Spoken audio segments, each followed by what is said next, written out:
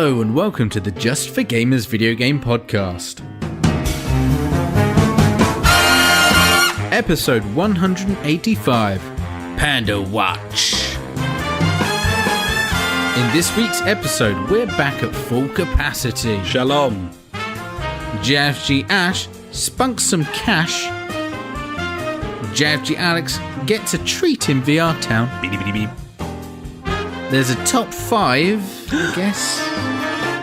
And finally, is this the end of the fuckwit?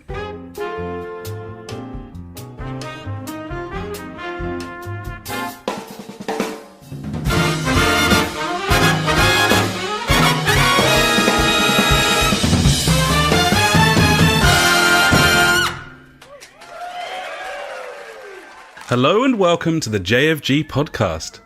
This is episode 185. My name is Alex and I'm joined as ever by my good friend Ash. Ash, I'm back. Hello, here I am. You're right, sick note. Hello there. How's it going? Yeah, I'm alright. I'm feeling good on a Wednesday. Sparkling thoughts give me the hope to go on.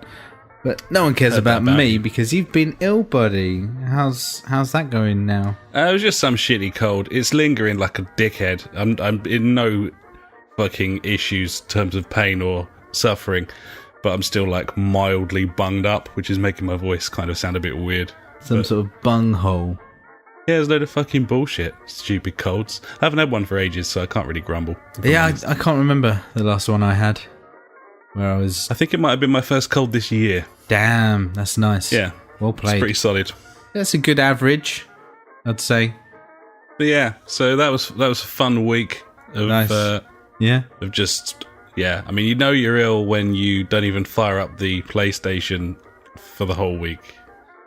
I got back that's on, just wrong. on game night, and obviously got drunk really quickly. Nailed it. because, well played. Because I'd been ill and I hadn't had anything to drink for a week or so. You know, possibly the way forward, but that's just nonsense.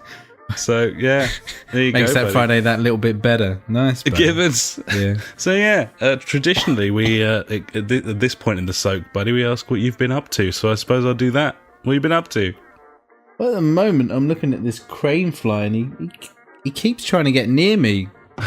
'Tis the season. I fucking hate those things. It's alright, I just dropped my phone on him, and he's dead. It didn't sound like a sound that a crane fly would like to hear. I feel bad about him, but he only had a day to live or something, isn't it? Like they have. Yeah, something like that. Fuck him, yeah. mate. Yeah, it was drop shot. Beautiful. Shouldn't have got in my face. Yeah. He's trespassing, basically. That's what's going on. Pretty much. I'm paying rent on this place right now, and he is not. So I haven't seen him contribute once. You know, if I was in America, I could justify that, I reckon. Yeah. That's well the within thing. your right. Exactly. So yeah, this week, buddy, it's been slightly busy, but not also, which has been good. Had my one of my daughter's 5th birthday parties because it was her birthday at the weekend on Saturday, so that was nice. Good reason for a party, that. Oh, Gibbons, buddy, it was beautiful. We had a sports theme because for some reason my daughter is obsessed with football, so she got the new Liverpool away kit, the purple one. She was fucking well stoked. She got some new football boots and stuff, and had a sports party. It was a big, the biggest bouncy castle I've ever seen, and it was sports themed. It was really good. It was awesome. Had loads of fun, cake and stuff. That's Standard cool that birthday. she's a sporty one. That's pretty cheeky, and that away kit's pretty nice, actually, isn't it? That purple one. It's pretty. Quite tasty I'd design. wear that. You know, Yeah. as a football chop, I'd wear that. Full kit wankers, both of us. Yeah, all the way. Yeah, yep. I have actually got last season's Liverpool full kit wanker. I have got that. Nice. Yeah. I was like, I'll buy that. Sounds like a good idea at the time. Yeah, get stuck in. Then I put it on and I was like, this is a bad idea. So I wore them all at different times. That's how it's done. Yeah, exactly. You're like, yeah, I'll just fucking mix and match, do what I want. Socks, just flash them. Yeah, there you go, mate. Don't pull them up all the way sometimes, and then they just look like normal white socks. You know, Gibbon. There you go. Went to the pub on Sunday. I had a beer called Brewster's, I believe it was. It was spicy. I don't know if I liked it. No, that's controversial indeed. Yeah, it was rather warm to the mouth touch. Right. You could say taste, but no, mouth touch. No. And then I followed that up with a blueberry beer, which was okay. They got the job done at least, so I was happy with that. Sounds ludicrous. All of it. It is pretty stupid. I've been buying stuff this week, buddy. Oh yeah. One of which I haven't bought yet, but I'm very tempted to, and that's Need for Speed, because that was a really good game. Which one? The one just called Need for Speed. The 2015 one. I think so. With all the fucking FMV, yeah, shit. Oh, God. I'm like, yeah. I haven't bought it yet, but it's on the store for £4 now. I'm like, I don't think it's going to get any cheaper than that. I might have to buy it. that is a pint, I suppose. I know, that's what I was like, even if I just play it for like an hour, like that's fine.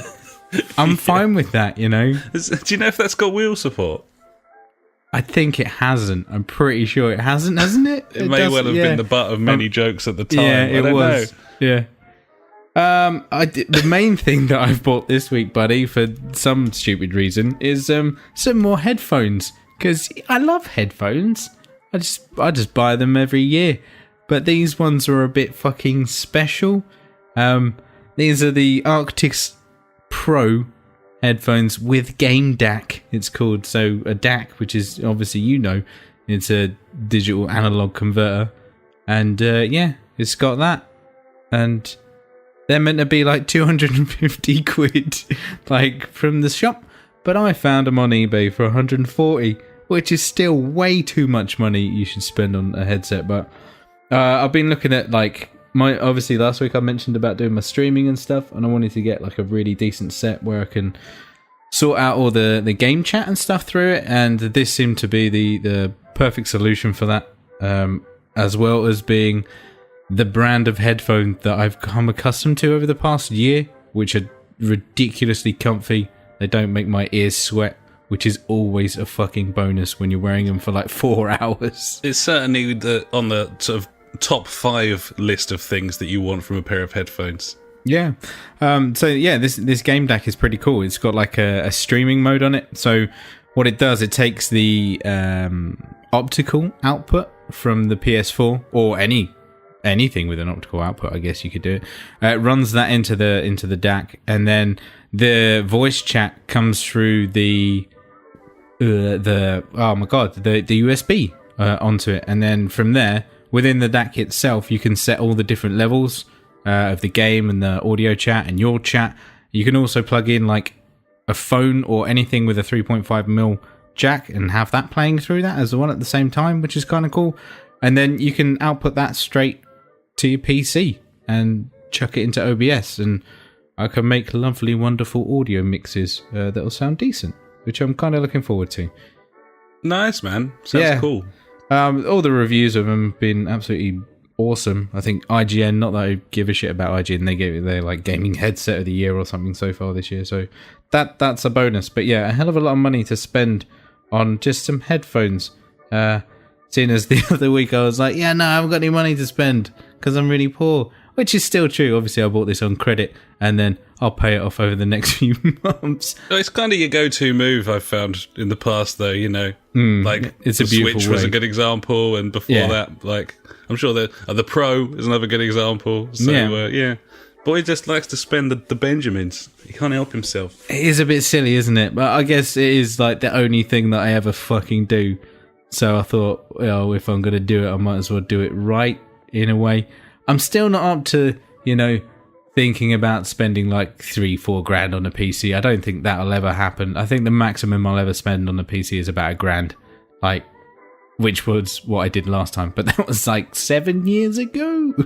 Yeah, I got to say, at this point, like, I can't imagine ever spending that sort of, like, that outlay on the super expensive gaming rig ever again. Even if I was in like a 50k a year job, then I still wouldn't do it at this point. No, I don't think that so train either. has sailed, buddy. So Indeed, buddy. Indeed. And more than happy with the consoles, especially when they're half stepping them and bringing out 4K models and stuff. Like the consoles are only going to get more and more powerful, I think. Yeah, I mean that's just progression, Innit? I'd say. Yeah, man.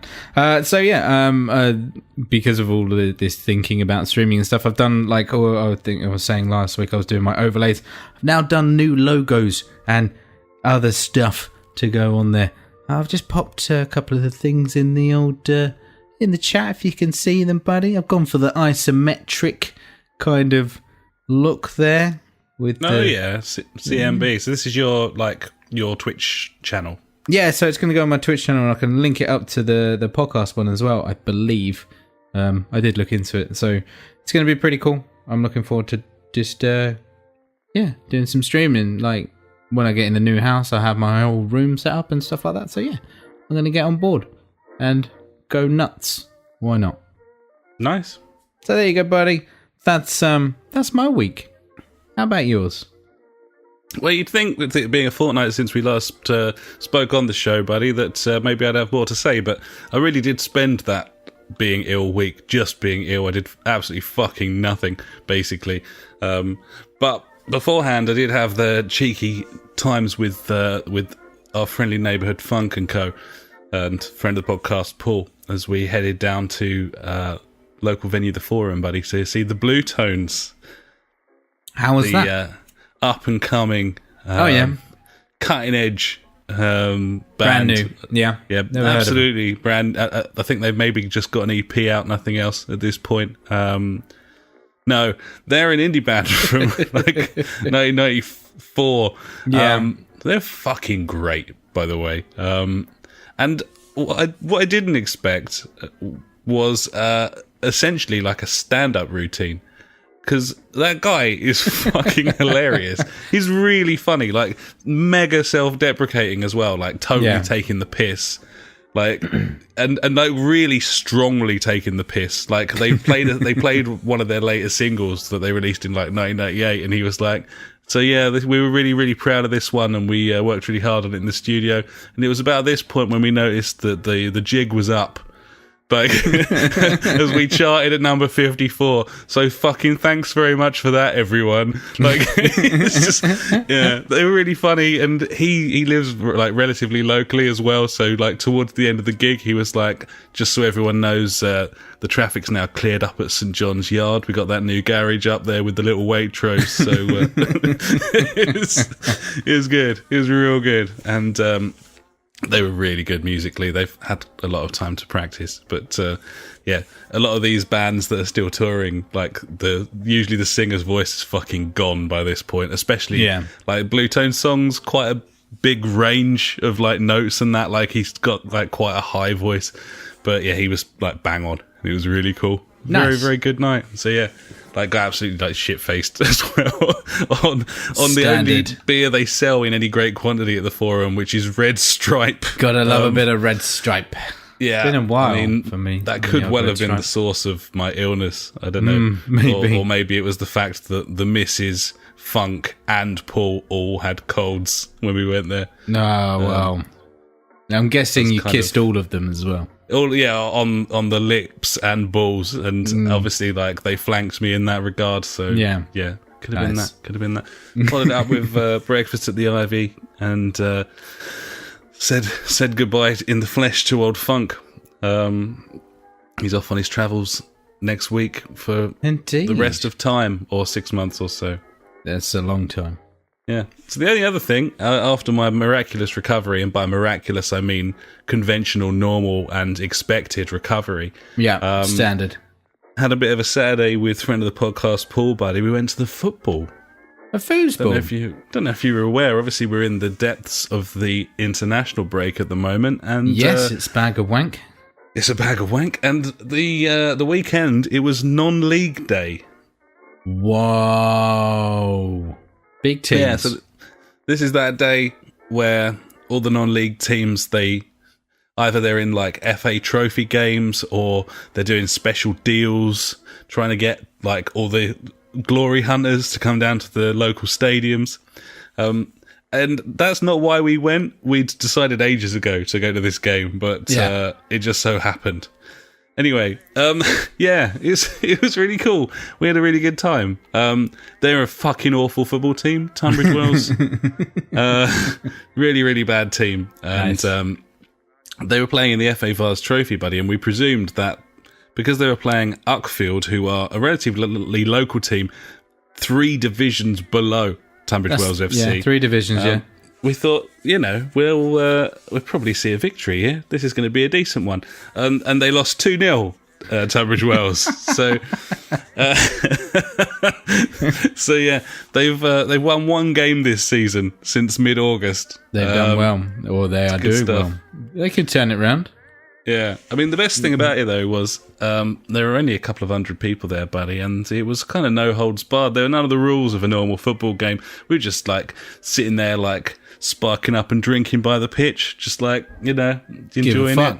Yeah. And the ultras, I would describe them as, they were fucking funny, like the hecklers, because obviously they turned up with their flags, and it was fucking funny, and there were some excellent sexist jokes and that sort of thing. So yeah, Classic. It would definitely be back. It was only £7 to get in, so I thought that was pretty reasonable for an FA Trophy game. Apparently, it's normally cheaper than that.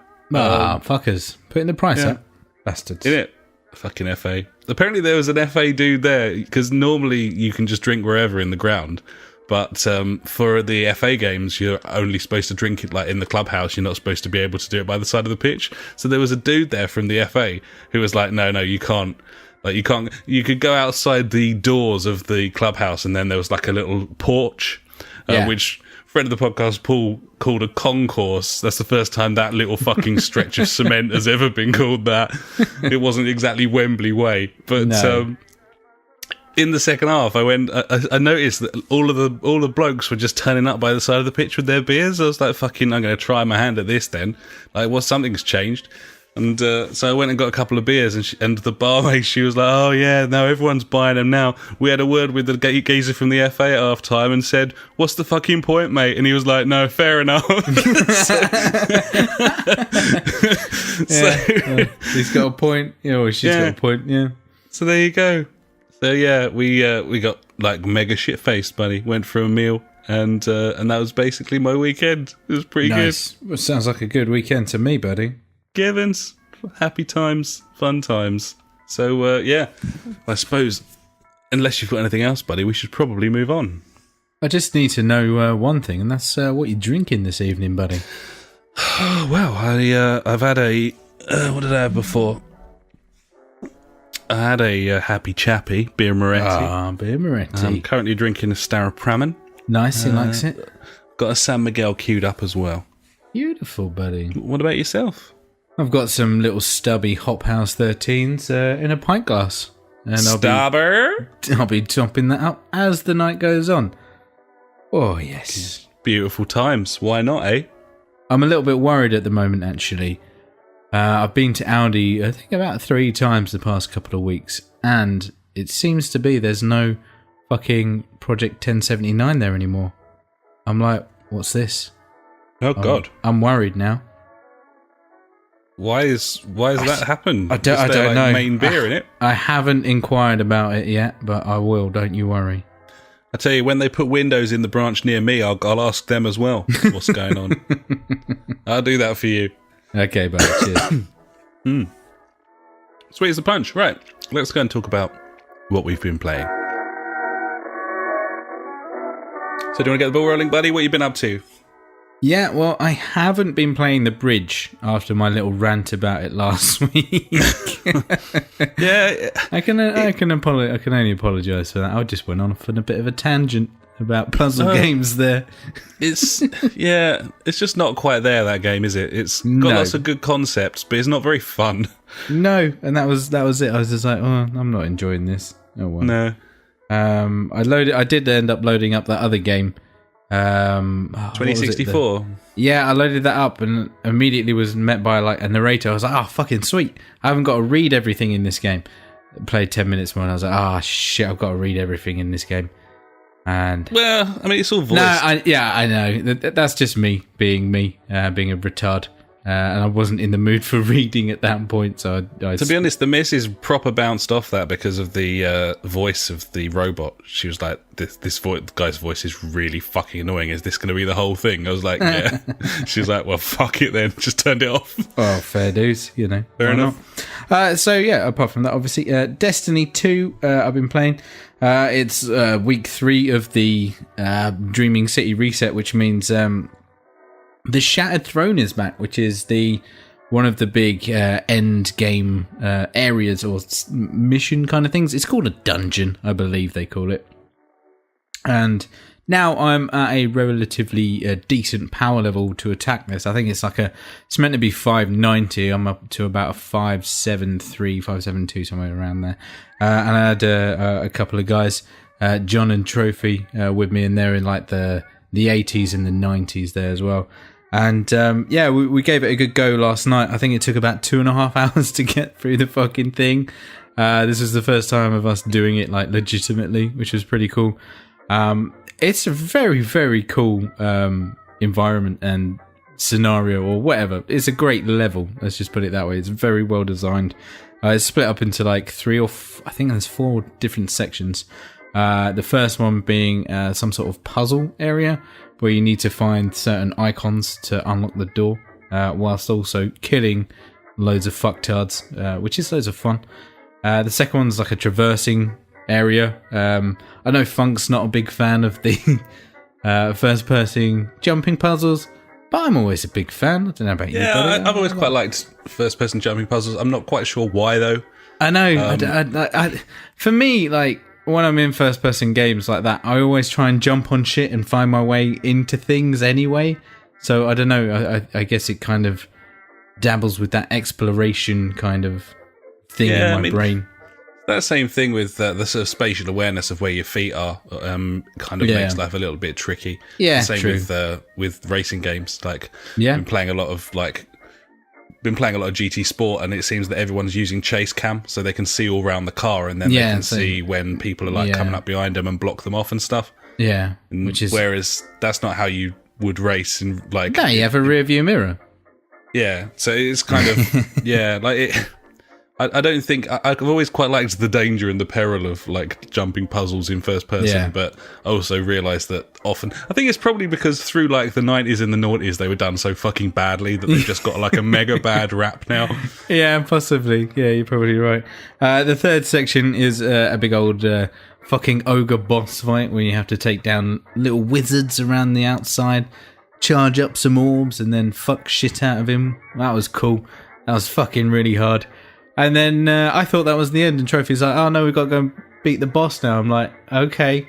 And this is like this small little platform with hardly any cover, and this big fucking wizard, and 3 massive knights with axes. And you got to kill all 3 knights at the same time to get the buff, and then you can take down the wizard. I was like, fuck it, that took a long time. I think it took about, 45 minutes to get that done. It was fucking intense. Hard as fuck, mate, but fucking when I got it done, that satisfaction value was absolutely fucking awesome.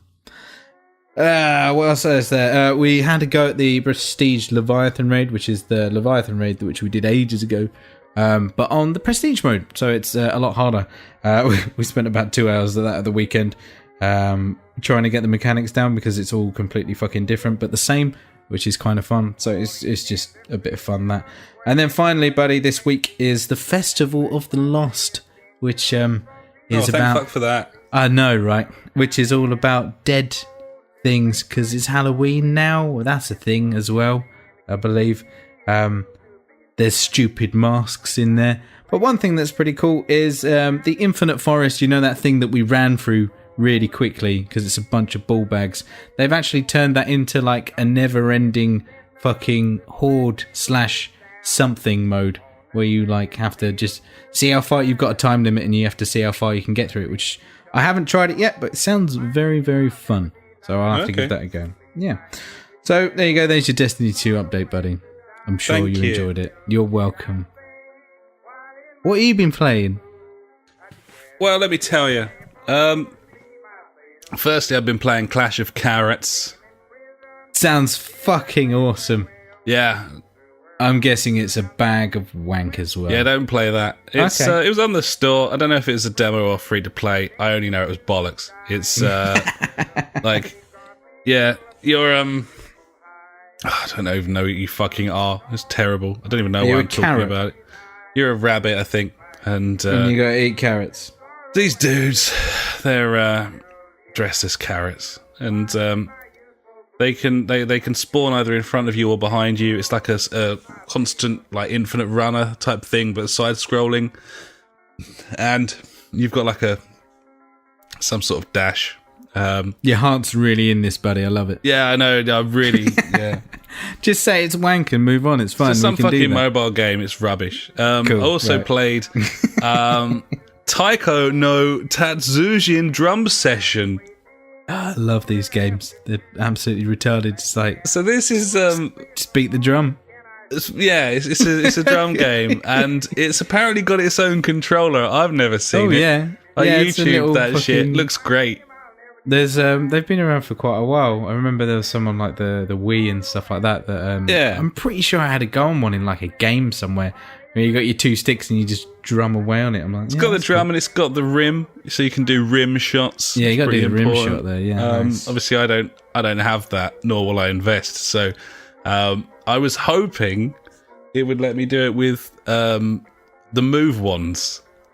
That would be very cool. I'd like that, but it doesn't. And also, that would be fraught with danger. You'd probably just break your move once. Either way, you can play it on a controller, and it sucks on a controller. I bet, yeah.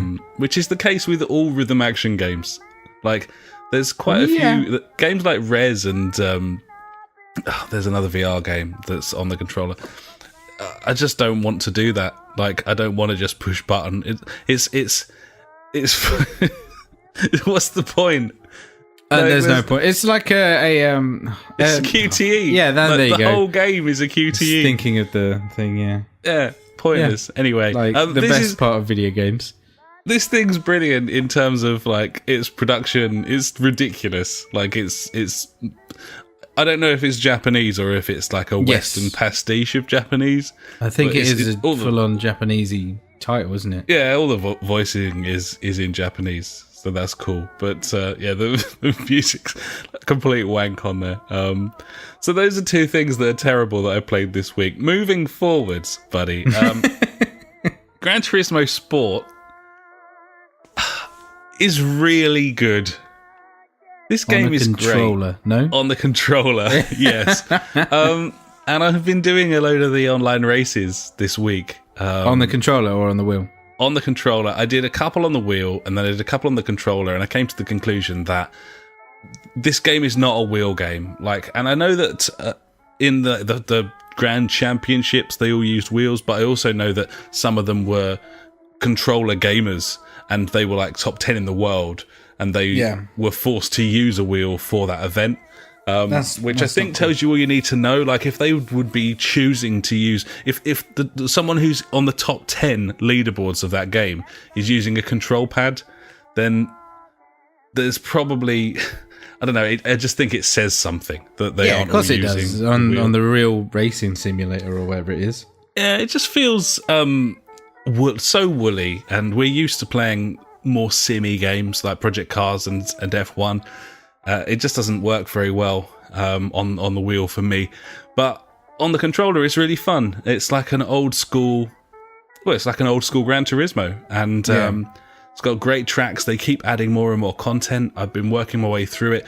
I've now finished all of the campaign. So that's the thing where you do the challenges, the thing where you do the like learning the corners and doing the hot laps around the tracks. I've done all of that, and I earned like a hell of a lot of credits doing that, so I bought like 50 cars, and then now I've been playing on the online races, and there's a like FIA official like races. There's races that start every like 20 minutes, so you can jump in and qualify for them, and then it loads you into the race when the timer ticks down.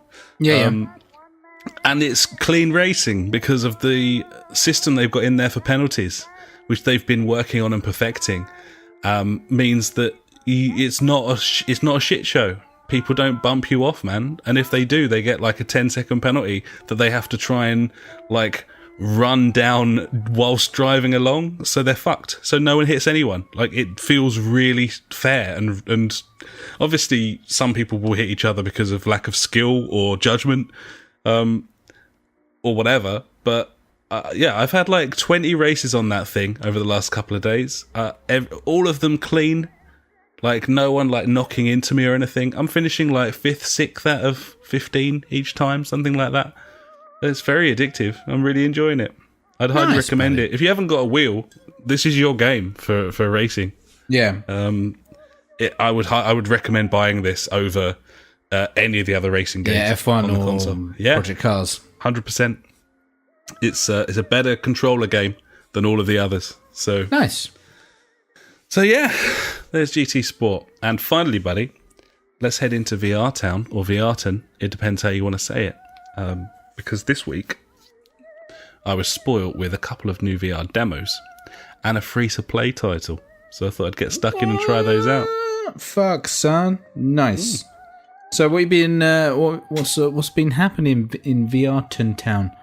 Well, firstly, that Astrobot rescue mission, which has been really highly rated, like some regard it as the killer app for the PSVR, and I would have jumped straight in on that, but it was like 35-40 quid. Nice.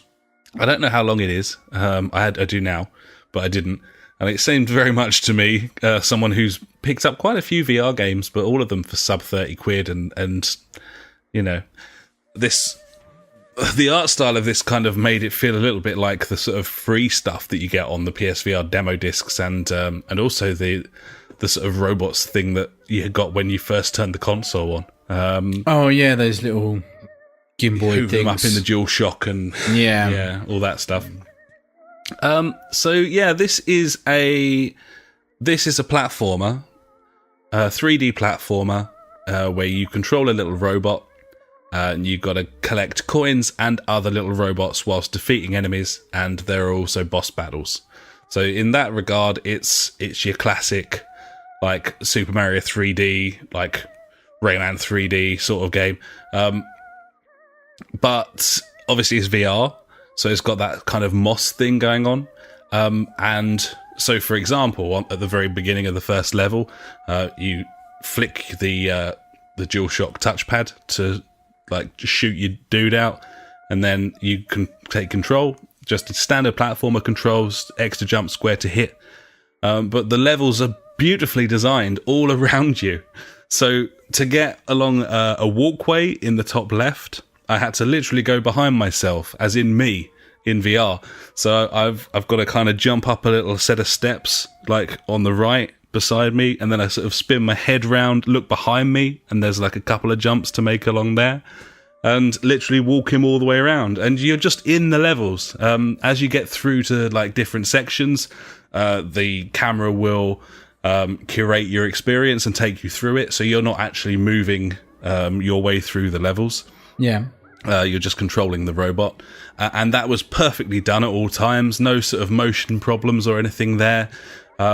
Really interesting levels, and it looks brilliant as well. Like, in terms of the graphics of it, it's the best thing I've ever seen in the headset. It can be a little fuzzy and a little woolly. This is sharp, man. Like, really sharp, and looks really good. Really snappy controls. Pretty simplistic at this early stage, but the fact that this was a demo and it's 2 levels, and also the first half of a boss battle, and there was enough there for me to see that there's plenty going on here. This is, really interesting. So yeah, it's something to pick up in the future then, or it's fucking fantastic. Soon? Yeah, it's just really good. It's just exactly the sort of thing you want.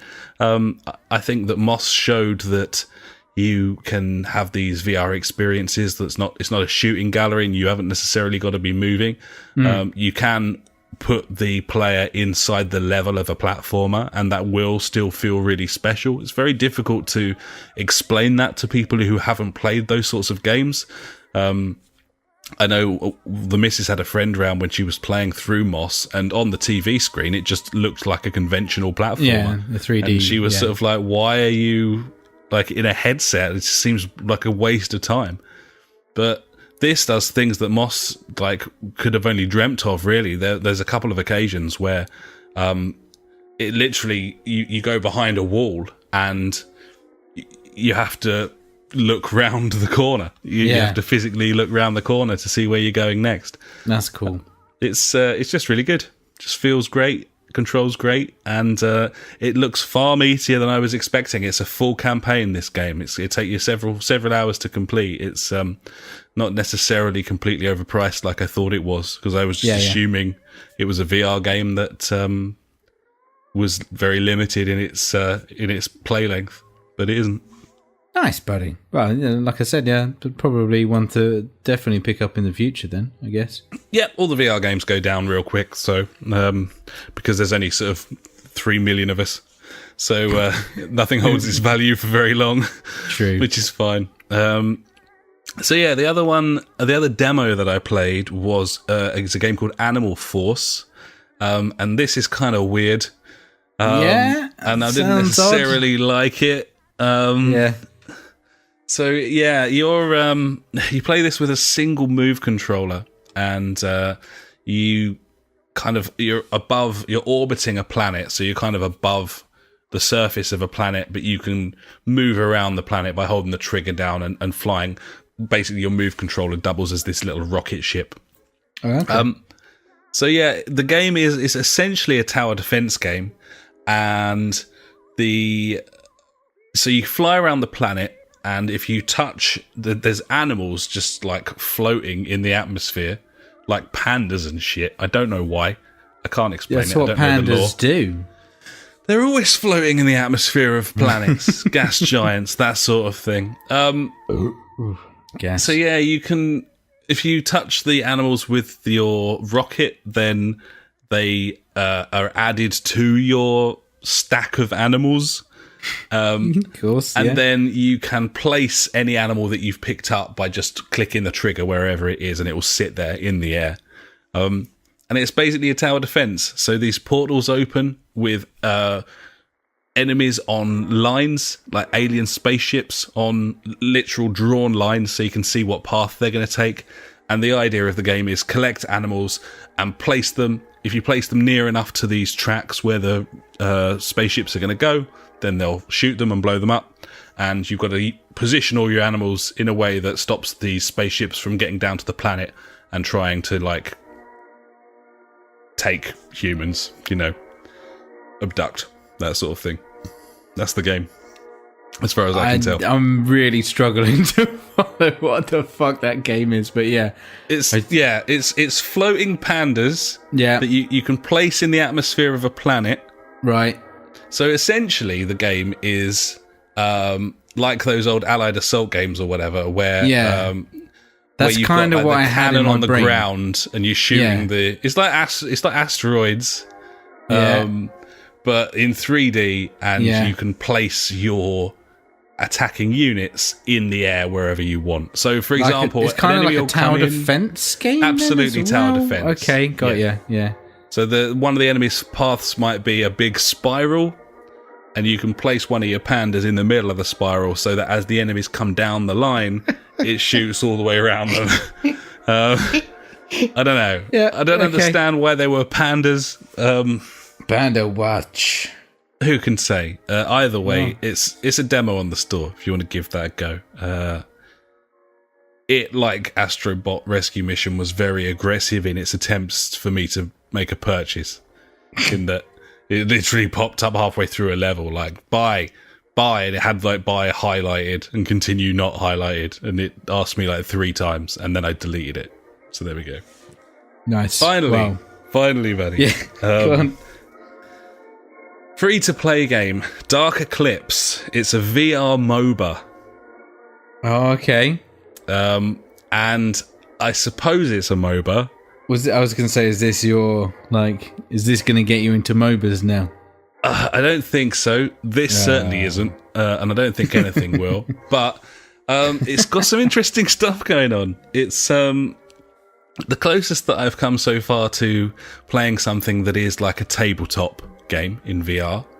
And essentially you've got like an isometric, like 9x9 grid in front of you. It looks a bit like sort of Marble Madness or something in terms of its like retro graphics. And then it's a MOBA, so you've got a tower your end in the corner, there's an enemy tower the other end, you've got a hero, they've got minions, and you use a single move controller, or you can use the DualShock. I got the impression from using the move controller that it would be better to use the DualShock, or it's a shit game. It's only one of those two things. But either way, so yeah, you can pick up like the orb above your hero, and then you can just move it wherever you want on the map and drop it, and then she'll go there, and she'll take her minions with her. It seemed like the idea was to sort of strengthen your base, so if you make another tower on an adjoining square to your tower, then the enemy has to attack that one first, and it saves your main one. And then there were some trees and stuff, so you could kind of mine resources. Sounds a bit like Civ. It had a little touch in a way, of that. or in some way, shape or form. It felt far more RTS than MOBA to me, but on a very small scale. But there's something to be said for a game where you can a tabletop game. Like if you hold the top button down on the move controller, then you can use that to move all around the map. And I can fly around the table, and you're looking from top down. You can hold triangle and that's all change I want. the altitude. Yeah, that's what I want. I want that. I want a game like that. It's really good. And you can park yourself in the middle of the map, and then, as you move your player across, that you see them sort of walk under you. It's all in 3D. They've got something here. I haven't played it versus a human yet, and that's the idea of the thing. I did the tutorial and then played against the AI for a couple of matches to try and sort of suss the thing out. I need to try it with a DualShock, but it's quite Moorish, the gameplay, and there's a couple of games on the store now that are like strategy games in VR.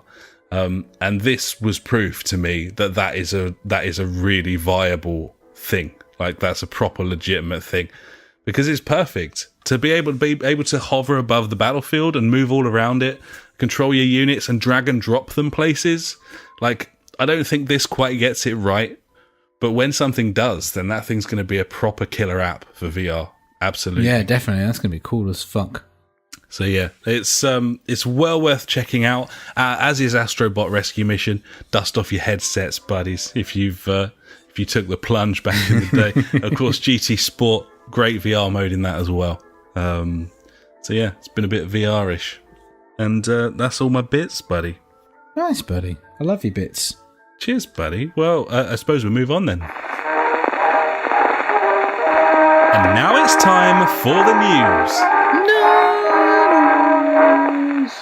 No news. No news. Fucking news. All right. Number one. Brandon Lucas, aka Golden Mods, and Colton Conter. Fucking Americans. Colton Conter. It's not names. Great name. Aka Eccentric with an EX.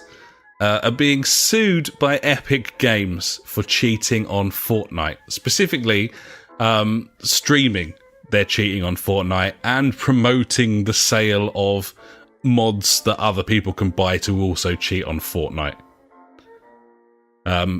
This is the first time they've properly gone for YouTubers, especially big YouTubers. Lucas specifically has 1.3 million subs on YouTube, regularly gets like over 700,000 views on his videos. A lot of these videos showing him cheating at Fortnite, This guy regularly makes videos where he picks on new players, something that he can deduce from their like level or their skins that they're using, Nice. and then uses aimbots to troll them over and over again and make sure that their experience is completely ruined. What a guy. both YouTubers, Golden Mods and Eccentric, advertise cheat websites as part of their videos, including like full links to websites where you can buy packages to the tune of £250-300 for Cool. like a hack suite where you can pick your Fortnite starting level, get 2 billion credits to your character straight away, and then set aimbots and cheats as standard. Brilliant. So yeah, Epic are coming after these guys in a big way. Brandon Lucas released a statement saying he's being discriminated against by Epic. Yeah, definitely. Because he says there are loads of people cheating and making cheat videos and stuff without recrimination. He says he's just a kid making videos for people to enjoy, buddy. Yeah, I understand. But fuck that guy. He's a tool. Fuck that guy and the other dude. I mean, surely Epic should be going after these cheap fucking websites more than these guys are making videos on how to cheat. But they should. They absolutely I'm sure should. that they've got things in the work for that. You would think anyway. I think so. I mean, you have to be a special kind of cunt to make the world be rooting for a giant corporation like Epic. Like, to put yourself as an individual in a position where everyone in the games, like everyone who loves video games and follows it, anyone in the gaming communities is rooting against you when you're like going up against a fucking global conglomerate like that. Yeah. I just think that tells you a lot. It really does tell you a lot. They've done well. They've done well. Just put it that way. These guys they're making substantial advertising revenue off of fucking everyone over. So hopefully they get completely fucked over as well, buddy. Fingers crossed they get absolutely cleaned out, frankly. Yeah, you would hope so.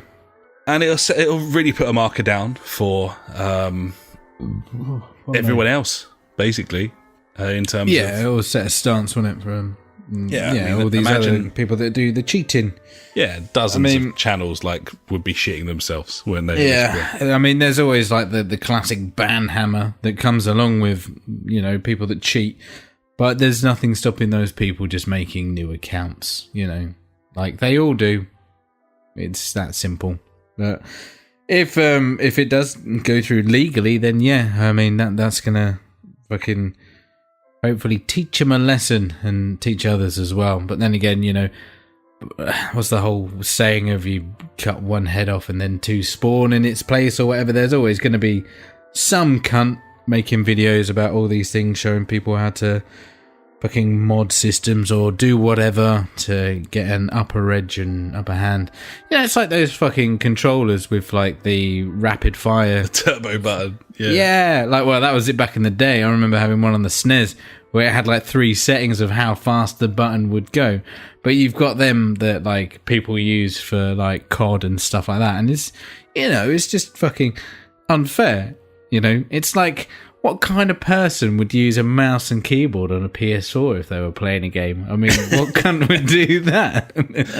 It doesn't help matters that this is the Fortnite community. I mean, it's become such a gigantic clusterfuck at this point that I think traditional gamers, I suppose, probably mainly ignore Fortnite at this point, I would imagine. Yeah, but then again, you're looking at like the future of the future generation of gamers, which are like fucking addicted to this game and are getting into such bad habits with their like fucking spending money on like microtransactions and things like that, or spending their parents' money on it, and this is it. This is getting things ready for the future to become, because obviously it's been such a big hit. It's like other people obviously use this practice and they're just going to double down on it because they make so much money out of it. And I don't know.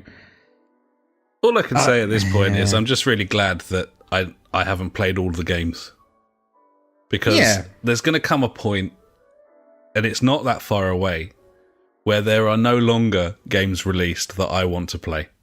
At which point, I'm going to have to play old games. And thankfully, there's thousands of them, because that's the way it's going. Every year that goes by, there's less and less games come out that I want. And see, I think that's where like your indie developers are going to fucking pull through. Because there's always going to be people wanting to make these games. They might not be as big and flashy as the games that we're used to nowadays, but there will still be those experiences there. Absolutely. He's absolutely right. And speaking of, buddy, probably leads me quite nicely on to number 2 in the news, which is the EACEA, which has nothing to do with EA despite featuring it twice. This is the EU Education, Audiovisual and Cultural Executive Agency. This is a European organisation designed to support ventures across Europe that are worth supporting in the education, cultural and audiovisual sectors. And part of that involves them supporting and helping funding video games, especially from indie developers. So they published a document this week showing 30 different indie games that they're co-funding in the coming months. And there were some quite interesting ones on there. I've picked 3 out. Obviously, we can't talk about all of them.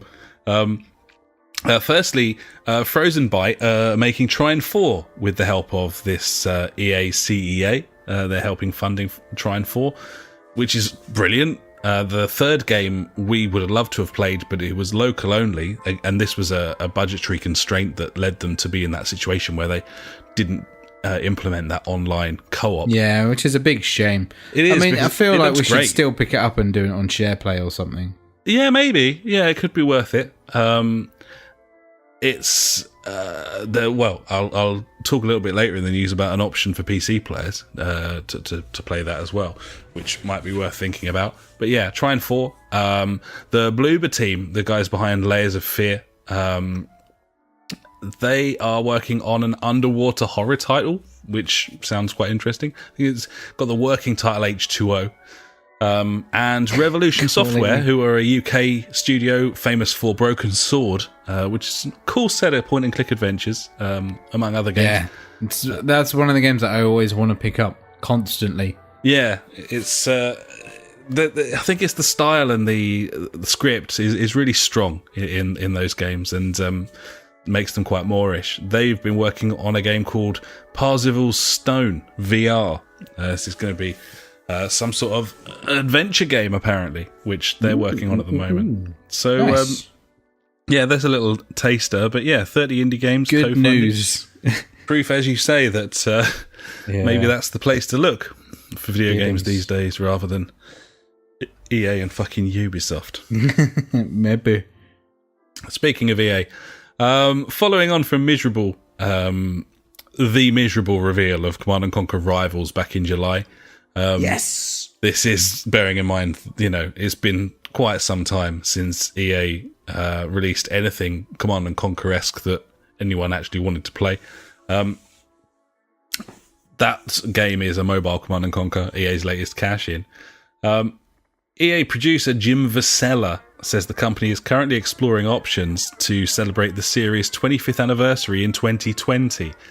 Vasella previously worked on Command & Conquer 3 and Red Alert 3. Command & Conquer 3 was decent, actually. Red Alert 3, not necessarily so decent. Probably my lasting memory of it was that Tim Curry did all of the FMV sequences, which is quite a boon. And also it launched on consoles, but relatively close to Halo Wars, if I remember correctly, and probably suffered for that on the 360 at least.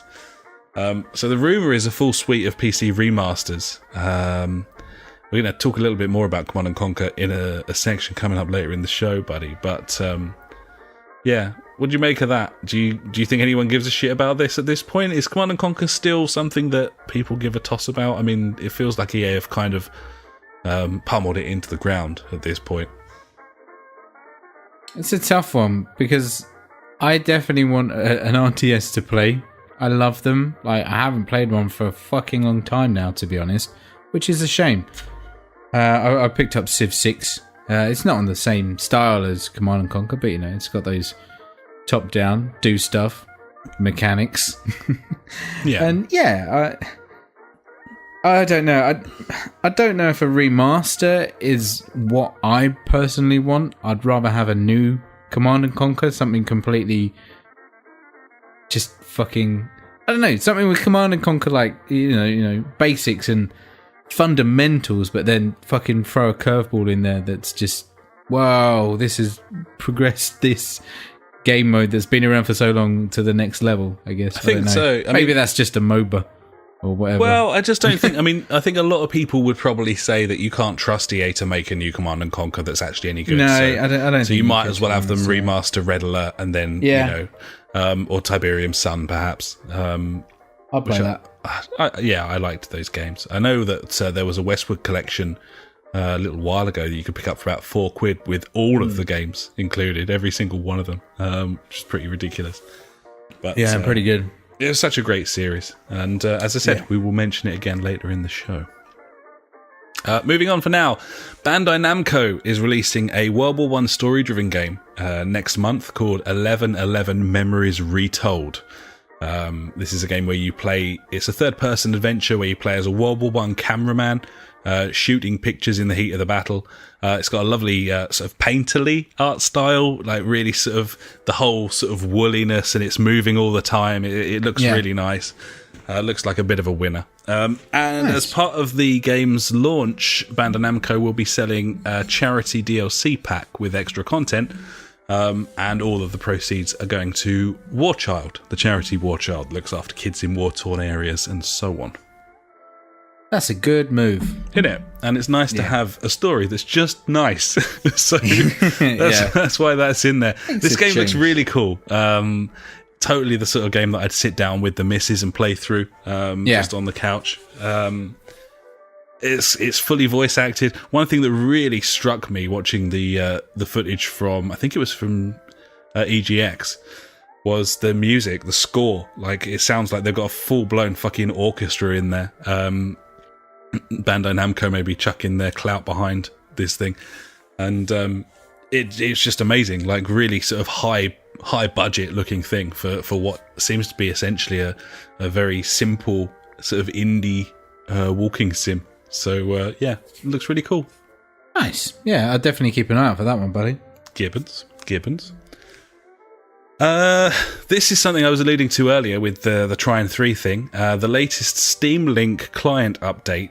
It's got a selection of different features, but the one that caught my eye was that it lets you stream to multiple devices at once so that you can play local co-op games with friends online. That's cool. So you can stream Trine 3 to your device and mine, and then we could play it together. So it's like the PS4 share play there. Yeah. Is it? Yeah. That's really cool. That's pretty nice. Special. Yeah, I don't know how well it works over a network. I don't know if it's limited to households or whatever, but I would imagine not. I mean, it's got that functionality there. Lots of interesting stuff in there, but the idea that you can stream to multiples, that's pretty cool. Nice. Yeah, no, that's cool. Like, I haven't heard any stuff about Steam that's been good for a while. Yeah, that Steam Link device is so cheap, and they have been kind of quietly updating it in the background. You start to wonder if it's going to be a bit of a PS Move controller kind of thing, where suddenly they announce some brand new service and this old piece of kit, or relatively old in the grand scheme of things, is like the fucking linchpin for it. Yeah, the hub for success or something, yeah. Pretty cool. Nice. So that's that. Next, Peter Brackley has died, aged 67. He was a sports commentator, mainly football, mainly for the BBC, but also famously for Pro Evolution Soccer in the early days. We're talking sort of PES 2, 3, 4, and 5, I think it was. So PS2 era, is it? Yeah. And so, Pro Evo 2 and Pro Evo 3. I mean, I remember we used to go around one of my old school friends' houses and play PES 2 and PES 3. And Peter Brackley was the commentator, so you'd get wonderful moments like Amoroso and that sort of thing.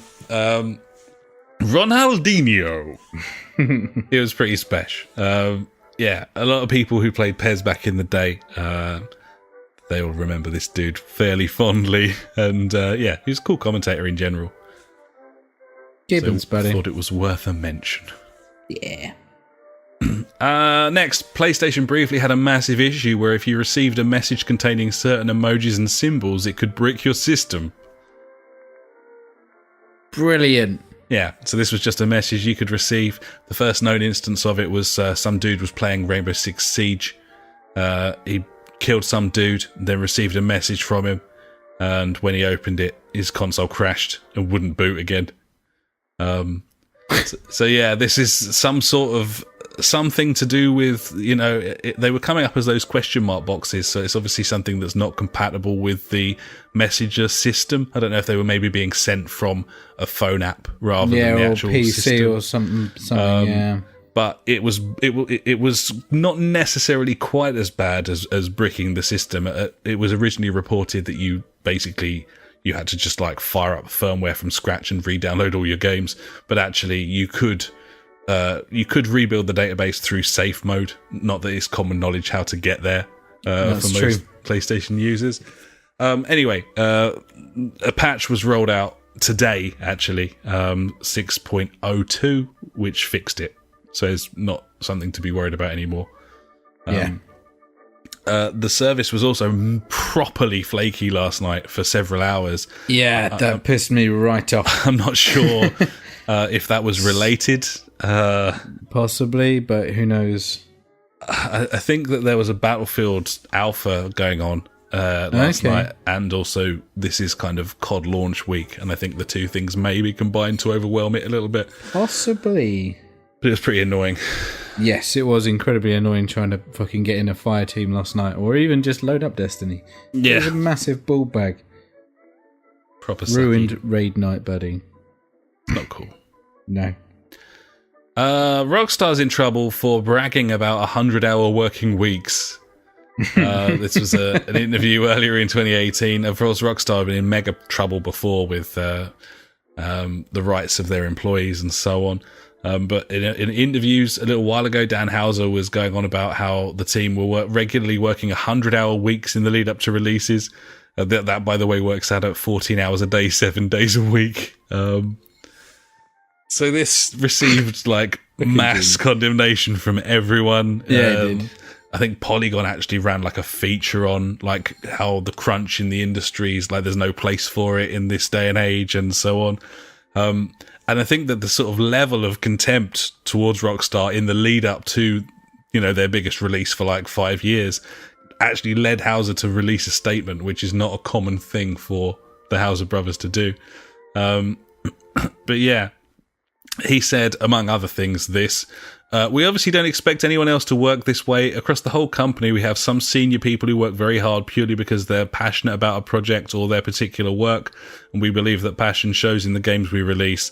But that additional effort is a choice, and we don't ask or expect anyone to work anything like this. Lots of our senior people work in an entirely different way and are just as productive.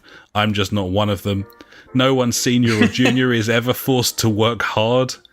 I believe we go to great lengths to run a business that cares about its people and to make the company a great place for them to work. I feel like this was kind of like a flippant remark or whatever. It's like, oh yeah, we've been putting in 100-hour weeks, kind of like. Yeah, fucking, what I cut out from the conversation was that he then went on and listed like all of the different things in the game. He was like, oh yeah, there's 370,000 animations. There's blah de blah de blah de blah. Yeah, it's just like no one fucking cares, mate. You know, no, like and the fact that it got taken this far, I feel like it's just a bit retarded. Well, it's the nature of the world we live in, man. Like, yeah, I know. Any chance for outrage and people fucking jump on there. Like it's like they clearly wouldn't be like, you have to work this at these hours and that is it. No, clearly not. Like he said in his statement, it's like, I mean, if people want to work that, like, then yeah, go nuts. But They're not contracted in for a fucking 100 hours a week or... No, exactly. And I mean, the system is different in the States, granted, in terms of employment contracts and stuff. Like, I think people are more likely to be screwed over out there. Certainly in the UK especially, you are very well protected as an employee in this country. You sign a contract, it has to be reasonable. I don't think you can legally work that many hours in this country. And yeah, it's hard to say. I mean, granted, there have been really bad reports about Rockstar in the past, about crunch periods, people working like loads of hours, people having to leave because they just couldn't take the amount of fucking work that they were kind of having to do.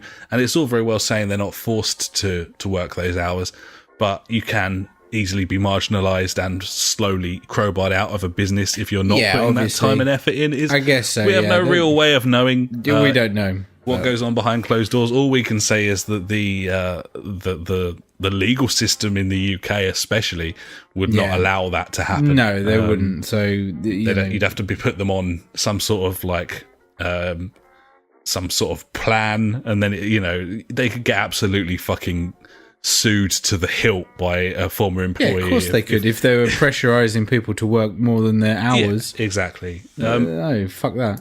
I think you're right. It was just a passing flippant brag from Dan Houser that they're like we're working so hard, and he didn't really think about the ramifications of how that would come across. And then the whole of the predominantly left-wing gaming media were like, what the fuck? And we're like, we're mental. At the same time, like, it is a concern for these companies, like if people are having to work like mega hours. Yeah, obviously, yeah. This isn't a typical indictment of that, though, I don't think. No. So yeah, there's that. A couple more things very quickly from me, buddy. The Discord store global beta is now live. This is a service that Discord's providing, a bit like a Steam store or something. There's about 20 games on there available to buy at the moment, which makes it less like a Steam store in that they're games that you might want to buy and you can find them. It's handy. There's a couple of extra services that they're running here. One of them's called Discord Nitro. That's going to be their subscription service, like their on-demand service. So you've signed the monthly subscription, you can play all the games on the service or whatever.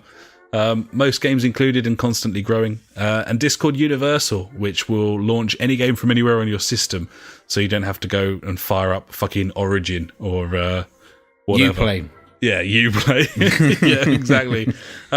Obviously, just have to see how that goes. It's early days, and that's cool. I mean, there's a lot of room for a really good PC game service that curates itself properly.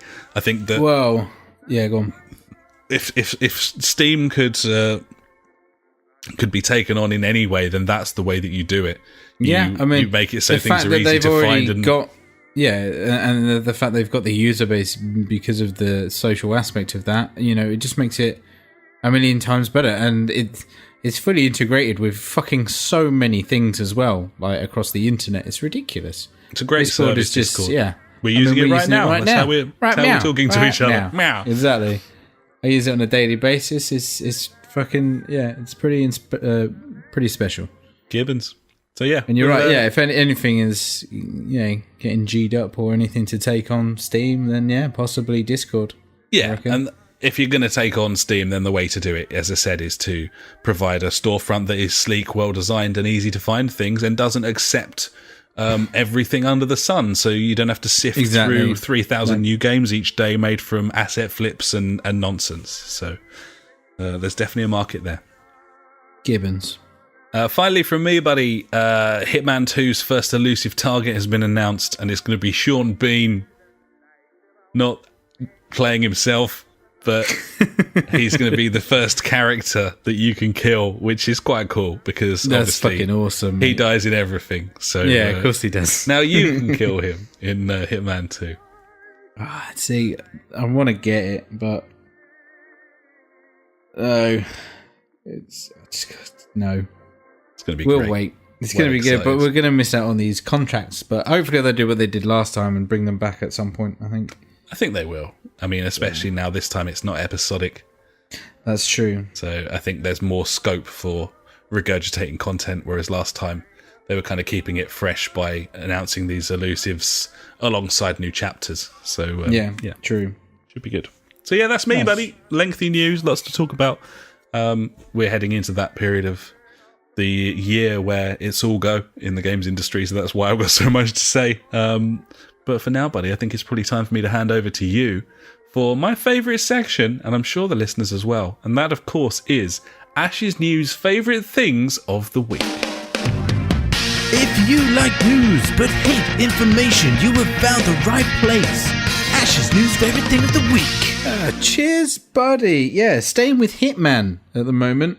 There's going to be a competitive 1v1 ghost mode in Hitman 2, which looks pretty fun. I will have to try and defeat you at Hitmaning at some point when we get that game.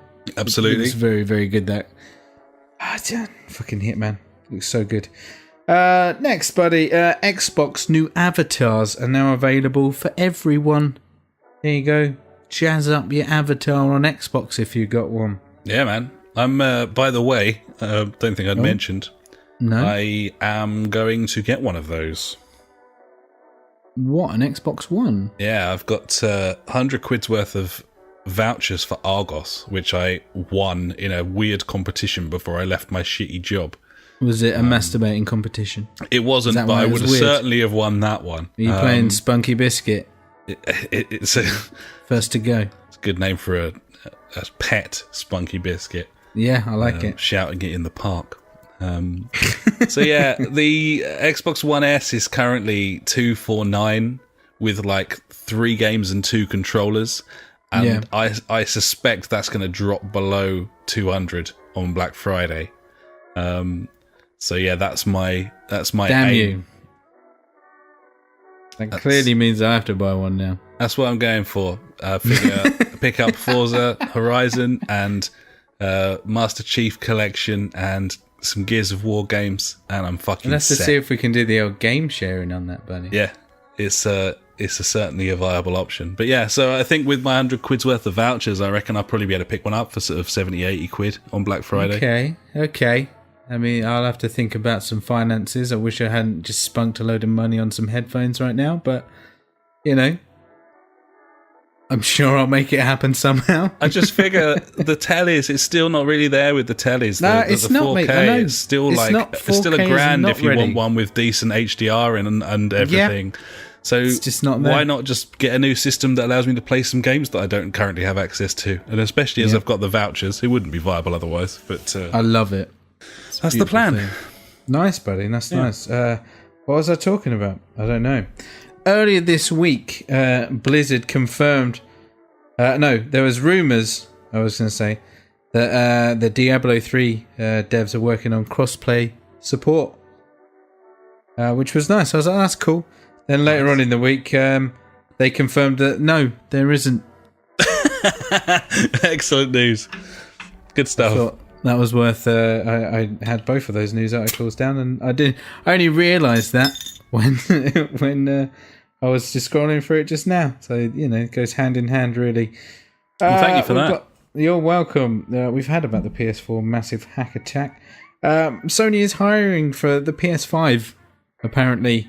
There was a job title on LinkedIn for a senior product management manager.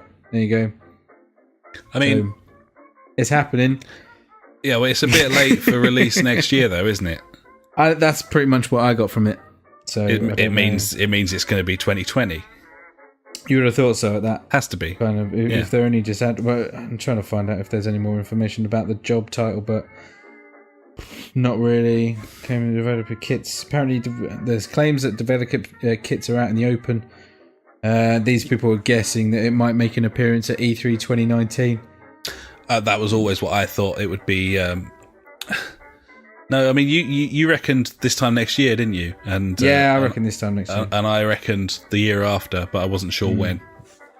Yeah, I don't know. It's, as I said, like if they're hiring for it now, even if it's just their marketing campaign, then Yeah. I can't see it happening this time next year. But Yeah, you don't know.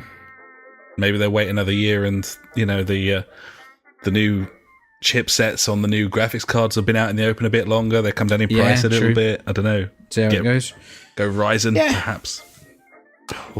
You'd expect the dev kits to be out in the open, at least like in terms of target power at this point. Yeah, or like some similarly spec'd PCs. Yeah, they're going to be x86, aren't they? So it's not like it's going to be anything sort of surprising to anyone. But true. Xbox One systems. So I know someone that's getting an Xbox One. Yeah. You can, the update preview adds mouse and keyboard support now. There you go. Excellent. Good news, buddy. I'll use that. Yep. Yeah. Of course you will. Destiny 2 Forsaken. If you own Destiny 2 and you buy Forsaken, you now get Curse of Osiris and Warmind included in that. So you haven't got to buy every fucking piece of DLC. You just buy one and you get it all. It was insane that wasn't the case in the first place. I know. Well, they're a business, mate. That's how they make money, I guess. Yeah, they love it. Yeah. Treyarch is looking at Blackout's player count. Let me just open this up because there were some numbers. There was the number 88 and 100 in there. I just got to remember what those numbers mean. Give me a sec. 88 was the beta total. Yeah, so it says certain modes have been updated. So 4-player squads are now 88 instead of 100. So that has dropped down. But they're boosting duos from 88 up to 100 on the platforms. So they're messing about with it. So, it seems to have fucking done really well, that, to be honest. Everyone's fucking streaming it at the moment, and it's pretty big. It's reviewed brilliantly as well. It looks like, hijacking that Royale mode and doing it right. That's made all the difference. Job. I don't remember COD having so much buzz around it for about 7 years. So me neither. Yeah. Totally. So, I mean, we mocked them a lot when they announced it. It's like, jumping on the bandwagon. And then we played it and we realised it was very good. It was a pretty decent game. Still pretty slow for my liking. But that's that game mode. That's what that game mode is. If you like that sort of game, then it's the one for you. Yeah. If you're on a console, I mean, we still haven't played Battleground, but I don't feel like I would enjoy that. I feel like I would enjoy COD more than. But I think if it's a pacing issue for you, then that's going to be even worse. Yeah, probably judging from what I've seen. Yeah, exactly. Yeah. Finally, buddy, Red Dead Redemption 2 reviews are going live the day before on the 25th. So if you don't want to pre-order it, you can fucking see what the reviews are saying a day before and then pre-order it because. It's fucking Red Dead 2, mate. Gibbons, yeah. So I think it's Friday. You're going to be able to start preloading it from Friday. It's 100 gigs, isn't it? Gibbons. Yeah. Oh, I've still got a couple more bits, actually. I forgot that I wrote some down, actually, in the notes. Do it. So, the fucking a speedrunner missed out on beating, I think it's his own time on, was it San Andreas, was it? I think it was San Andreas. Yeah, San Andreas. He was on a fucking stonking run, so beating it by like 0.2 of a second or whatever it is for speedruns to make it really good. When he's driving around and a button combination of WASD spawned a helicopter in his path. Yeah, he activated a cheat code during a speed run, and it dropped right in front of him, just stopped him dead. And he's on cam as well, and he just literally goes, just like, fuck. Yeah. Oh, man, it's so harsh. Yeah, it's brilliant. Special. Poor guy. Yeah, sad. And finally, buddy, a bit of Switch hacking news here. For you and anyone else that's thinking about picking up a Switch or has got a Switch that they're going to be hacking. I know someone that's got one. But yeah, the SX OS, the OS that you can purchase, I think it's like 20 quid or $20 or something like that. Once again, I highly recommend it. I'm not an advocate of spending money for piracy, but this thing's fucking really good. And they've just released their 2.2 beta, whatever you want. And this allows loading games from USB mass storage. So when it's docked, you just plug your hard drive in and then you got all the games. Nice. And Yeah. obviously this thing doesn't inherently mean that you're pirating games. Oh no, obviously I'm backing up those games. It's, but, bearing in mind the news we've had from Epic this week, this is just a choice in terms of firmware, buddies. Indeed, yeah, I don't like that Nintendo firmware. It's ball bags. Yeah. So yeah, you can run your backups from a USB drive now. Pretty important considering the size of the internal memory of that thing. Yeah, I mean, you can always buy like a big fucking micro SD card, but Yeah, big old flash. the majority of people have probably got 500 gig hard drives just kicking about. Just use that instead. Gibbons. Yeah. So there you go, buddy. That's my news favourite things this week. Oh, thanks very much, buddy. That was your news. Before, of course, that was my news. And that, ladies and gentlemen, was the news. And now it's time for Out This Week. Let's take a look at some games coming out this week. Probably filled with microtransactions, loot crates, pay to win mechanics. Because fuck you all. Fuck you all. Fuck you all. Fuck you all. Buy our shit. That's out this week. Yes, good week this week. Gibbons, buddy, I won't dwell. Just Dance 2019 arrives on PS4, Xbox One, Switch, Wii, 360, and Wii U. That's the Wii U there. And the Wii. My Hero 1's Justice, PS4, Xbox One, Switch, and PC.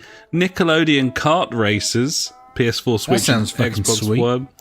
And Red Dead Redemption 2 arrives this week on PlayStation 4 and Xbox One. That's on the 26th of October.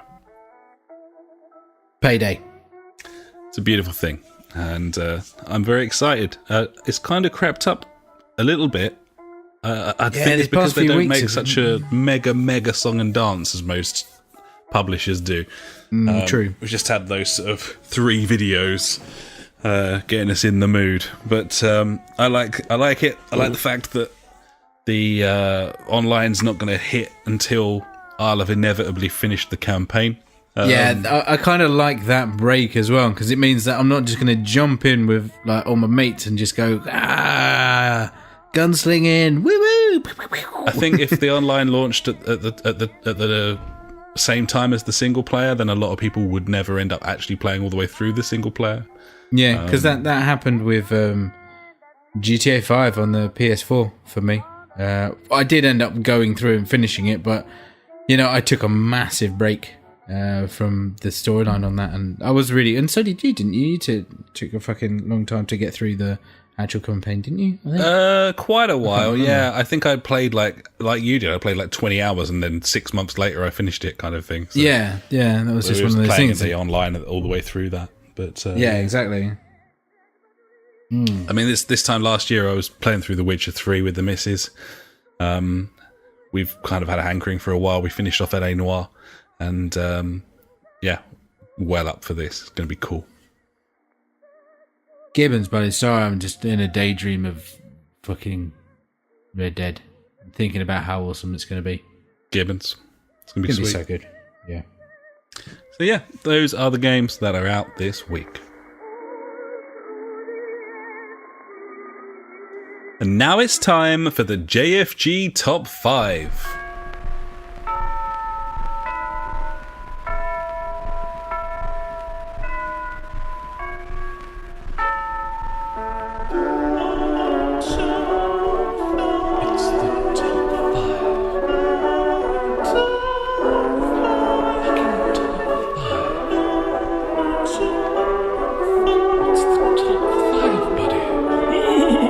Just for gamers, top 5. So what's the top five this week, buddy?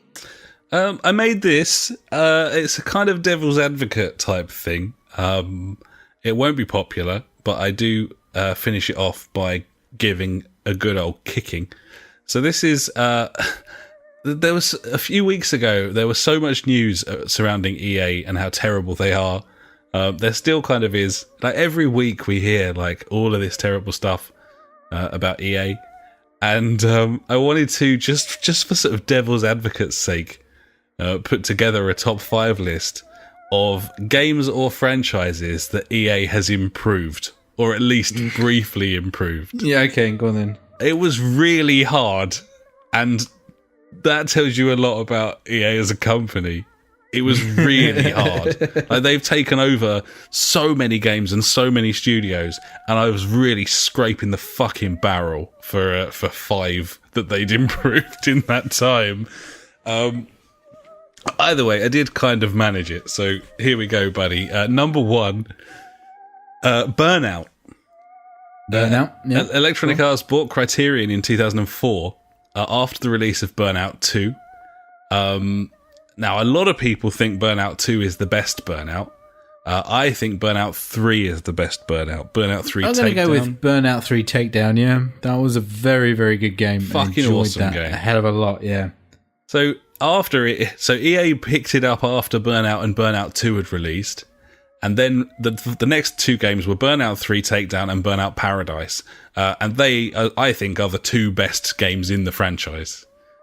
Yeah. So regardless of what happened to Criterion afterwards, yeah, I think they're mainly turning their hands to doing the vehicle sections for Battlefield these days, as part of the EA juggernaut. Burnout was improved by the purchase from EA. Good. 2. It's just weird hearing that. I know. Titanfall. The first game was just published by EA. They had no involvement in the actual creation. Then they bought Respawn and didn't fuck with it before they released Titanfall 2, which is infinitely better than the original. Now, I mean, what a big downfall. Not downfall, but, you know, one of the issues with the original Titanfall was obviously it was an Xbox One exclusive. And it didn't have that fucking awesome campaign as well that Titanfall 2 had. So, I don't know, yeah. So EA came in and bought Respawn, and then Titanfall 2 came out, and it was multi-platform and had a campaign mode. Yeah, I guess there you go. That's it, really, isn't it? Yeah, because they obviously did an Xbox One exclusive for money. Yeah, it was Respawn. You know. Microsoft chucked a load of money at them so they could have it as an exclusive for the Xbox One. Exactly. And then they didn't have to worry about the money, so they could do whatever they wanted, I guess. And obviously, Titanfall 3 might be an absolute shit show, but we haven't got there yet. We haven't got that yet, yeah. EA improved Titanfall. Gibbons. It's making me feel disgusting. I don't like this top 5. This I'm is sorry. Horrible. Maxis. EA acquired Maxis in 1997. Most people don't realise that, how early they actually acquired them. So it's true, yes, that they killed SimCity. Because they released that SimCity in 2015 that was fucking shite, and then they closed Maxis. To fuck. Yeah, but EA bought Maxis in 1997, and that's true. The next 2 games that were released from Maxis after EA's acquisition were SimCity 3000, which I would maintain is the best SimCity game. Cracking SimCity game, yeah. A lot of purists would say 2000, but I think 3000. And then the next title they released was The Sims. And everyone knows how good The Sims is. The original Sims was absolutely... don't. It was a monumental hit. It was so many hours fucking spent on that game. And the next game they released in the same year as The Sims was Sim Golf. The best sim game of all time. Sim game.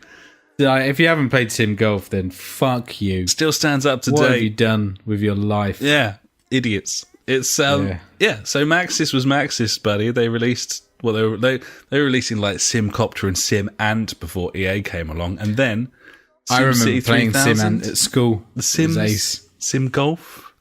Yeah, EA improved Maxis.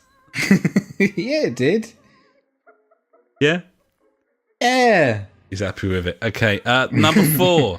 After DreamWorks Interactive, which was a studio created and fronted by Steven Spielberg, released Medal of Honor in 1999, which EA published, the studio was then acquired by EA, and the next game they released, buddy, was Medal of Honor Allied Assault, which arguably literally started the fucking like proper first-person shooter genre. Yeah, with the multiplayer, I fucking loved it. Yeah, the awesome. modern shooter with the proper sort of Hollywood-esque campaign. Call of Duty would not exist if it wasn't for this. And I mean that literally, because the original studio, DreamWorks Interactive, that was Infinity Ward, and they branched off. So these guys made Medal of Honor, Allied Assault, and then they branched off and created Infinity Ward. And it could be a little bit of a stretch to say EA is therefore responsible for Call of Duty. Yeah, definitely. But they actually are, because of their shittiness. So they released Medal of Honor Allied Assault, which was an amazing game, and then they drove the dev team out of the fucking studio into a new studio, who then released Call of Duty. Well, there you go. Thanks, EA. EA improved first-person shooters. Yeah. Finally, number 5. No one's going to want the top 5 to come back ever again. That was my plan. No. Finally put it to bed. EA acquired Westwood Studios in 1998, 2 years after the release of Command & Conquer Red Alert. What followed was Tiberium Sun and Command & Conquer Red Alert 2, widely considered the best games in the franchise. EA improved Command & Conquer. Tiberium Sun was my favourite. It was a great game. It was a fucking great game. And Red Alert 2 was fantastic as well. Yeah. Brilliant games. Thank you, EA. So yeah, there's your top 5, buddy. Yeah. Burnout, Titanfall, SimCity, The Sims, Medal of Honor, Call of Duty at a stretch, and Command & Conquer. EA acquired those studios and improved all of those games or franchises. Yep. They sure did. A brief list of games or franchises EA has killed subsequently, buddy. So several of the games that were in my top 5 list: SimCity, Theme Park, Dungeon Keeper, Command & Conquer, Medal of Honor, Dead Space, Mass Effect, Ultima. They were all killed by EA. And in fact, Burnout no longer exists because of EA. SimCity no longer exists because of EA. Medal of Honor no longer exists because of EA. So 4 of the 5 franchises on my top 5 list are now dead because of EA. Well, they took it to new heights, and then obviously after that, we can't do better than this. Let's just burn it to the ground. Exactly. Yeah. Exactly, buddy. So there you go. And now it's time for Fuckwit Corner. Fuckwit Corner with Funk. Fuckwit Corner with Funk. He's got some questions for Funk.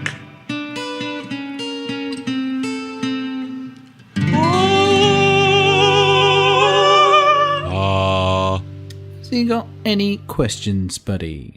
Very brief from Funk. He says, PS5, I feel tied to the PS4 by my peripherals.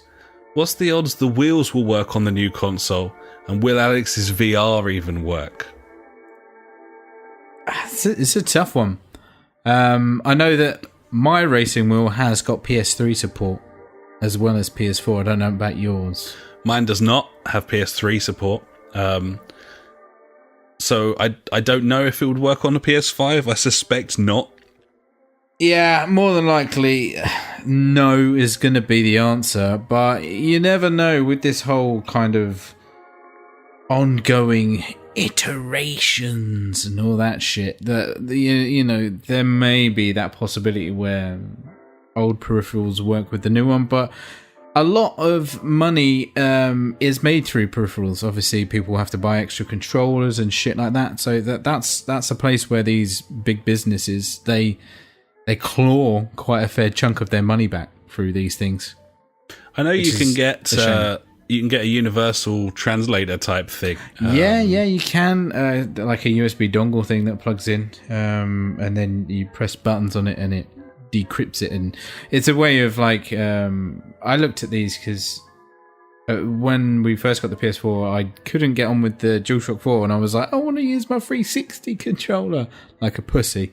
And yeah, I looked into these things, and yeah, they are readily available. They're quite expensive for a really good one, to be honest. But yeah, there's ways around it, buddy. Yeah, certainly. I was looking at there's a little thing I can pick out. I think it's £50 for a little breakout box that allows me to use my wheel with the Xbox One.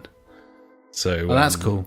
That'll be first thing on my list once I pick up my Xbox, so I can play Forza with a steering wheel. But that'd be cool. As for the VR, I would like to say that there's no way they would split the user base when there's so few headsets sold worldwide.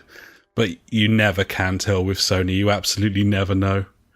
Well, mate, it doesn't. It runs through that breakout box and then just straight HDMI, doesn't it? So it does. It should work. Literally just a screen. So you would think that would be supported. They'd have to fuck you hard, wouldn't they, to justify not having the VR working on there? Yeah. The thing that might change is the Move controllers, but I mean, but that's probably a good thing. Kind of I was going to say you can kind of understand that if they're building better ones that have like finger tracking or something like that, or if there were Vive style or Oculus style like Move controllers available right now, then I'd be buying them. So exactly, that's it, and that will be the next thing for the next version of PSVR, I reckon. Gibbons.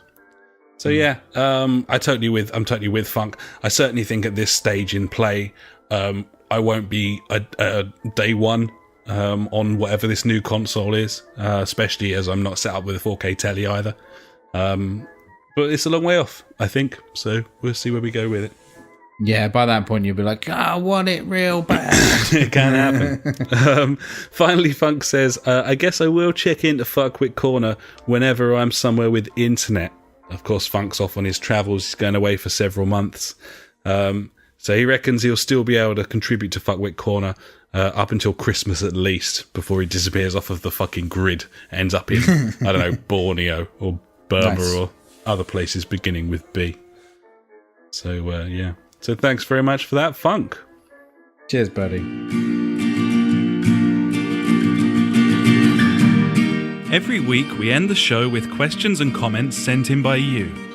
If you've got anything for us, just pop an email to the jfgpodcast@gmail.com or contact us on Facebook, Twitter, or at justforgamers.co.uk.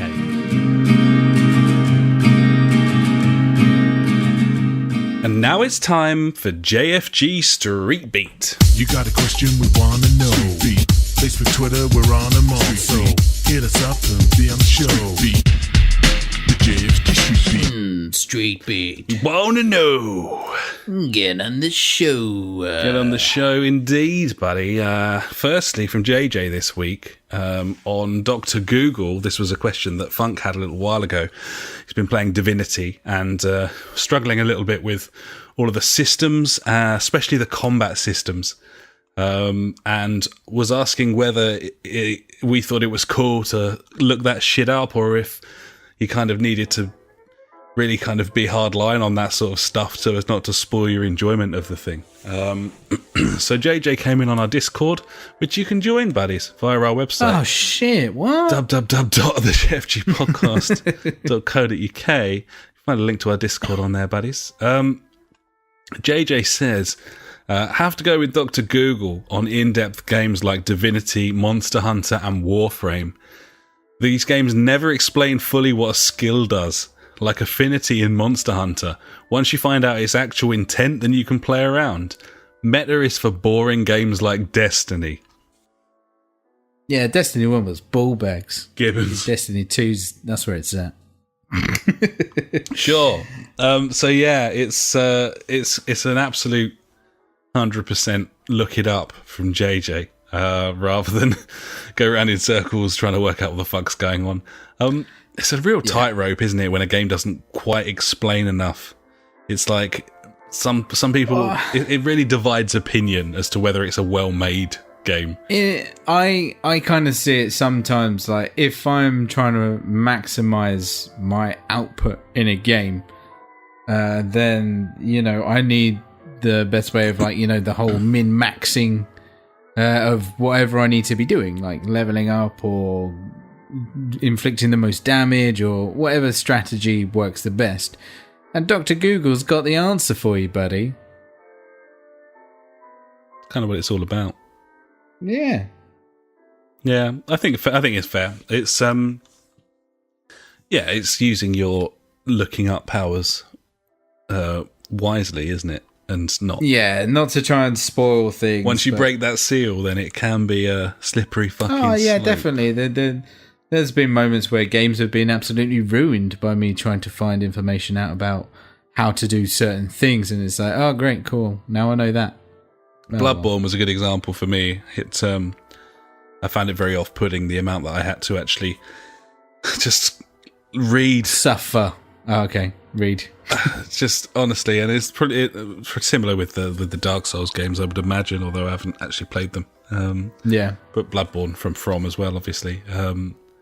And yeah, some people love it. Some people love the challenge, and there's probably a bit of a Venn diagram crossover between those sorts of people and people who play a lot of retro games as well, where the games were so much harder because they were inherently shorter by design. So, it's a tough one, but I think you're kind of well within your rights to look. If you're completely stuck, and if you get to the point where you think that you should, you know, maybe I should look this up, then you're probably there. Like, that's probably the time when you absolutely should. If you've considered it as someone who doesn't even like doing that, then that's probably the time, I would say. Gibbons, yeah. So yeah, thanks for that, JJ.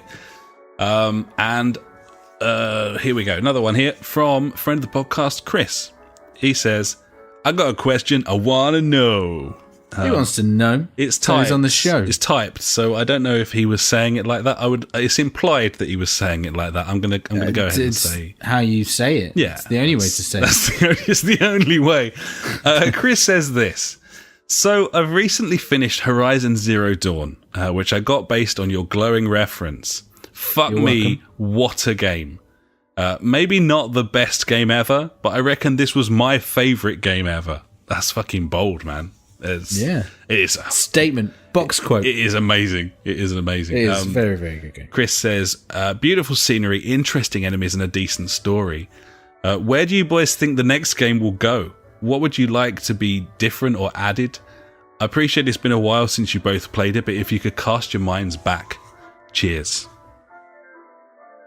I'm a robot. They're real dinosaurs. Switch reversal. There you go. I haven't played the Frozen Wastes DLC thing on that. No, I haven't done but either. I doubt that I'm missing out on any incredible story-based revelations there. So I think I'm probably safe to say. I don't really know. I think that once you get to the end of that game and she's tamed all of the animals, I don't really think that there's anywhere that they can go in that realm, in that environment, because I think by the end of it, Aloy is a little too powerful for you to have a sequel that just does the same thing. I think my sort of sci-fi brain probably kicks into gear and says that what I would really like for the next game would be it not to be Aloy, maybe a descendant of Aloy or another character altogether, and literally like fly forward 100 years and see what's happened since she's been able to tame these dinosaurs, and they're living in harmony, then alien robots come in. Gotcha. Who can say exactly what happens, but in terms of the fact that she now has full control over them, she can use them to build a society. You could imagine some sort of organic metropolis kind of springing out of the landscape, and everything changes at that point because they've got the values of like tribesmen. You know, they're used to harvesting nature and everything, but then they've got all this technology. Imagine how they could put that together, and you're probably talking with Aloy at the helm. It's going to go full circle like again, a utopia. Though. Well, like the whole storyline, isn't it? It's going to go relying on robots, and then robots take over again, buddy. the way I see it, there's two ways it can go. There's the way that I was just talking about, where Aloy basically is the founder of this new society, and you play like 100 years in the future, and there's skyscrapers, but it's all very like not Avatar-ish, but kind of you've got that natural element to things. I think that could work really nice. Or Aloy discovers even more ridiculous technology, and you talk literally like going into space.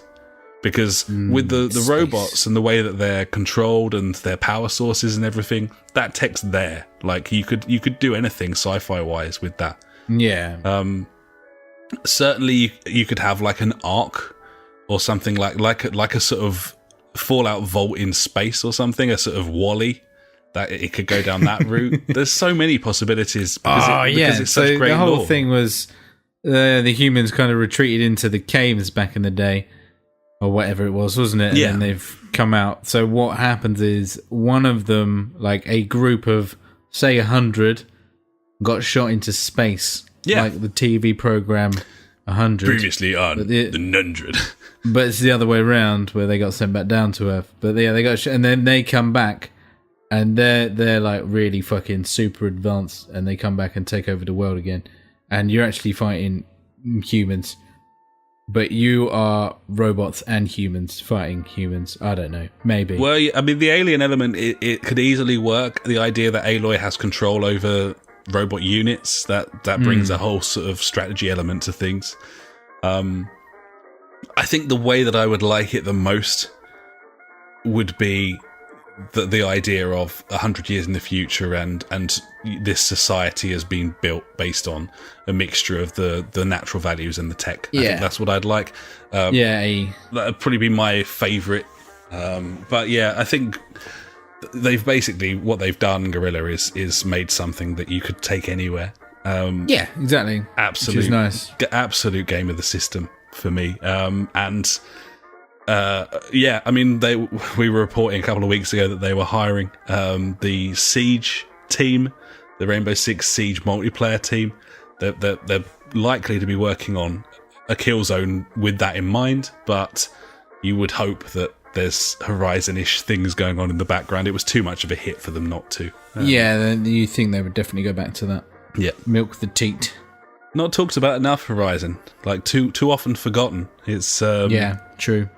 It genuinely, like, certainly top 5 games of the console. And if you haven't picked it up, it's dirt cheap right now. You can get the Frozen Wastelands DLC as well.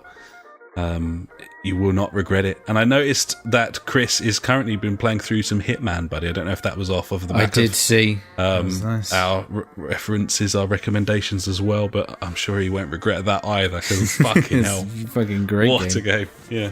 What a game. Sometimes wish I could go back and play some of these things, have your mind wiped so you can experience them again for the first time.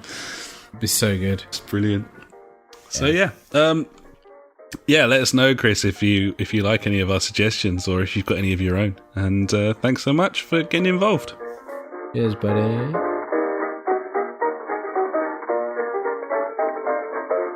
So I think that'll about do us, buddy, for episode 185 of the JfG podcast. And what a time we've had. A little bit longer than usual because we had a few bits hanging over from when I was off with old Lurgy Town. But it's been cool. It's been a lovely time, buddy. Yeah, I'm pretty tired now. A few beers in. Feeling pretty rigid.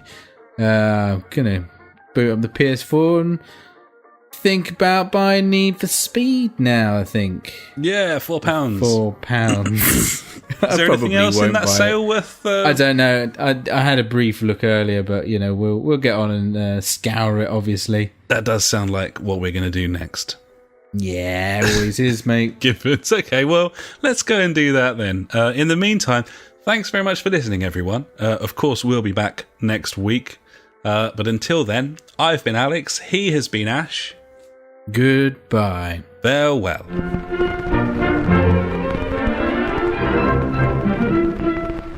You've been listening to the JfG podcast with Ash and me, Alex. You can find us at www.thejfgpodcast.co.uk, where you'll also find our Discord and Street Beat if you want to get involved with the show.